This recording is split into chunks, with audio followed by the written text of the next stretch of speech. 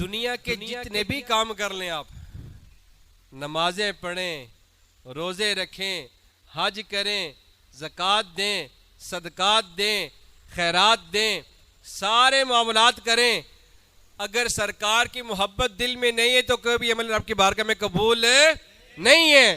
سارے اعمال کی قبولیت کا دار و مدار ہے تو سرکار کی محبت پر ہے۔ اگر تو سرکار کی محبت دل میں ہے سارے اعمال رب کی بارگاہ میں قبول ہو جائیں گے۔ اگر سرکار کی محبت دل میں نہیں ہے تو آپ کا کوئی عمل بھی رب کی بارگاہ میں قبول نہیں ہے۔ ایک صحابی آئے سرکار کی بارگاہ میں عرض کرتے ہیں کہ یا رسول اللہ، یا حبیب اللہ، بتائیے کہ قیامت کب آئے گی؟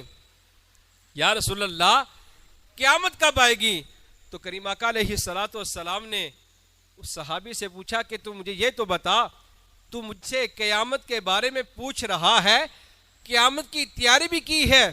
عرض کرتے ہیں کہ یا رسول اللہ، یا حبیب اللہ، باقی اعمال پر مجھے فخر نہیں ہے، نمازیں پڑھی کوئی رب کے بارگاہ میں مجھے پتہ نہیں کہ قبول ہے کہ نہیں، روزے رکھے ان پر بھی مجھے مان نہیں ہے، حج کیا، زکوٰۃ کی، یا رسول اللہ باقی کسی عمل پر مجھے فخر نہیں ہے، ہاں ایک عمل ایسا ہے جس پر مجھے بڑا فخر ہے، بڑا مان ہے یا رسول اللہ۔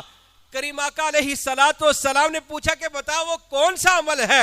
صحابی عرض کرتے ہیں کہ یا رسول اللہ، یا حبیب اللہ، ایک عمل ہے جس پر مجھے بڑا فخر ہے، بڑا مان ہے، وہ یہ کہ میں اللہ اور اللہ کے رسول سے محبت کرتا ہوں، اللہ اور اللہ کے رسول سے محبت کرتا ہوں۔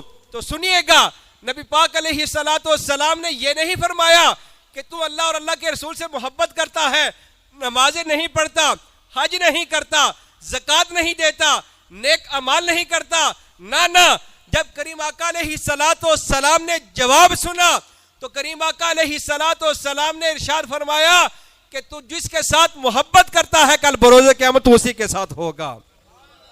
تو جس کے ساتھ محبت کرتا ہے کل بروز قیامت تو اسی کے ساتھ ہوگا۔